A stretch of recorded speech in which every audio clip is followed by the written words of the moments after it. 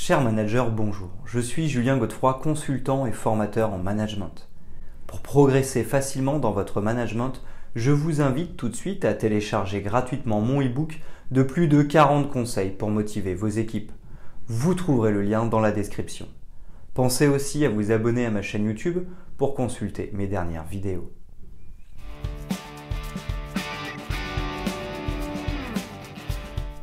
Nombreux sont les postes où les collaborateurs doivent animer une équipe mais n'en ont pas l'autorité hiérarchique. En effet, nous pouvons ne pas être manager mais pour autant avoir à mettre en dynamique une équipe. Par exemple, le management non hiérarchique peut apparaître lorsque nous avons un poste intermédiaire comme adjoint, bras droit ou agent de maîtrise. Nous pouvons aussi nous retrouver dans cette situation dans des entreprises plus modernes qui cherchent à casser la verticalité habituelle.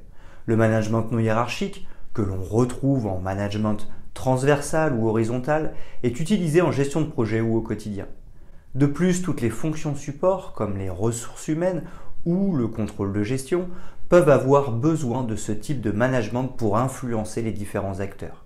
En effet, le management non hiérarchique permet de mener à bien ses projets ou ses actions sans avoir à être autoritaire.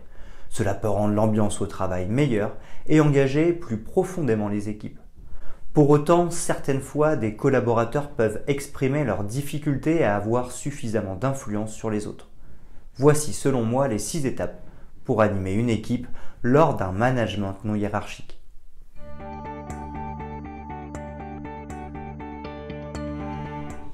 Premièrement, arrêtez de toujours vouloir le pouvoir hiérarchique.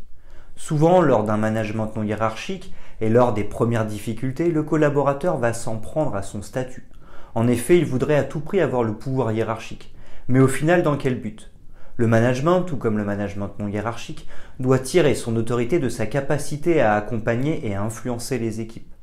Car il est nécessaire de bien comprendre que lorsque le manager tombe dans la spirale de la sanction, l'engagement des équipes s'écroule tout comme l'ambiance au travail. La sanction ne sert qu'en dernier recours et lorsqu'un ou plusieurs collaborateurs ont vraiment dépassé les bornes. Mais ici, il y aura toujours une personne hiérarchique qui pourra s'occuper de la démarche disciplinaire. Par conséquent, comme nous allons le voir, lors d'un management non hiérarchique, le collaborateur a énormément de moyens à sa disposition pour animer les équipes.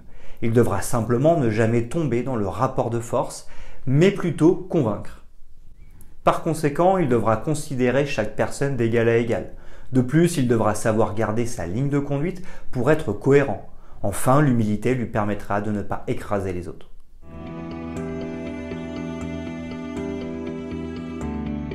Deuxièmement, instaurer une relation de confiance. Toute la logique du management non hiérarchique est de mettre en œuvre une relation de confiance. Pour cela, chacun devra se mettre dans une posture plus, à savoir d'adulte responsable à adulte responsable. Le collaborateur qui utilise le management non hiérarchique ne doit pas tomber dans le piège de l'infantilisation des équipes. Il n'est pas le papa et ne gère pas ses enfants. La posture plus-moins est donc inenvisageable, car dans cette posture, le leader sera responsable de tout et devra passer son temps à contrôler. Or, il n'a pas de pouvoir hiérarchique. A l'inverse, il ne devra pas tomber dans le syndrome de l'imposteur. En effet, la posture moins-plus consiste à nous considérer comme inférieurs aux autres. Elle nous amènera à tout accepter et à tomber dans l'absence de cadre la plus totale. Le collaborateur doit donc bien comprendre qu'il a un rôle à jouer. Ensuite, outre la posture plus, le collaborateur devra prendre la décision de faire confiance. Il n'aura pas d'autre choix car il n'est pas possible de travailler avec des équipes sans confiance. Pour autant, il pourra commencer par confier des tâches simples. Plus les équipes sauront y faire face, plus le collaborateur pourra augmenter la difficulté. Dans cette démarche, la confiance grandira progressivement.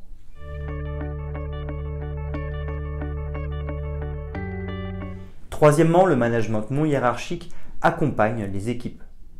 Par conséquent, lors d'un management non hiérarchique, il est essentiel de comprendre que la logique est la même que dans un management hiérarchique. Cette logique s'articule autour de 3 grands axes. Développer les compétences pour que les équipes sachent faire participer suffisamment les équipes pour qu'elles aient l'envie de faire, garantir la mise à disposition des moyens nécessaires pour que les équipes puissent faire. Ainsi, comprenons-nous que nous sommes tout à fait légitimes à développer les compétences, à faire participer et à donner les moyens aux équipes. Ces actions ne sont pas source de conflits. Bien au contraire, plus cela sera mis en œuvre naturellement, plus les équipes y seront réceptives. Le leader sera aussi proche des équipes pour veiller à ce qu'il n'y ait pas de point de blocage.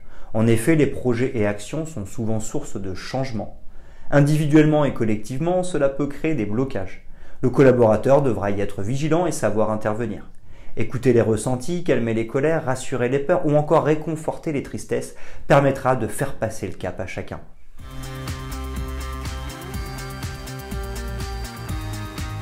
Quatrièmement, le management non hiérarchique fixe les objectifs et donne du sens.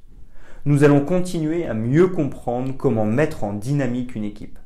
Ainsi avons-nous la responsabilité de résoudre un problème, de créer un nouveau produit ou encore de faire fonctionner une structure au quotidien. Le collaborateur en charge de cette responsabilité devra donc s'assurer que toutes les personnes concernées soient bien informées de l'objectif. Pour cela, l'idéal est de rencontrer collectivement tout le monde au début de la prise de poste pour pouvoir exposer l'objectif auquel tous les collaborateurs vont devoir répondre. Ici, plus le management non hiérarchique donnera du sens sur le pourquoi de cet objectif, plus cela sera clair pour les équipes. Il s'agira donc de ne pas aller trop vite. Le collaborateur prendra le temps de rassembler et de présenter toutes les informations utiles. Il devra aussi savoir répondre à toutes les questions qu'il rencontrera. De cette manière, il s'assurera que tout le monde a bien compris ce qui est en jeu. De plus, il remplira son seau de crédibilité pour la suite. Ce sera aussi un moment important parce que l'esprit et la cohésion d'équipe commenceront à apparaître. En effet, ce qui fait la différence entre un groupe et une équipe, c'est l'objectif commun partagé. Le leader pourra même aller plus loin en laissant les équipes définir par elles-mêmes les valeurs communes et les modes de fonctionnement qu'elles souhaitent appliquer.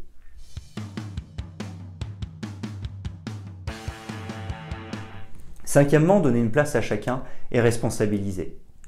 Le management non hiérarchique n'oubliera pas de donner une place à chacun. En effet, définir et attribuer les rôles de chacun aura de nombreux avantages. De cette manière, le collaborateur pourra se positionner en tant que leader sur le projet. Il gagnera encore en crédibilité. De plus, chaque membre de l'équipe aura à cœur de savoir la place qu'il va tenir. Plus le leader sera précis, plus le collaborateur y verra clair et sera engagé. Ce sera l'occasion de mettre en œuvre des rencontres individuelles pour prendre le temps d'expliquer, mais aussi de répondre encore une fois aux questions. L'écoute sera une compétence clé, tout comme l'empathie et l'intelligence émotionnelle. Plus le leader comprendra ses équipes et chaque individu, plus il aura de leviers pour agir. Enfin, le collaborateur saura responsabiliser les équipes, parce qu'il considérera chaque personne d'égal à égal, accompagnera leurs compétences, fera participer et donnera les moyens nécessaires. Chacun aura la capacité d'être autonome et de rendre des comptes sur l'avancée du projet. La responsabilisation sera la clé du management non hiérarchique pour que tout se passe bien.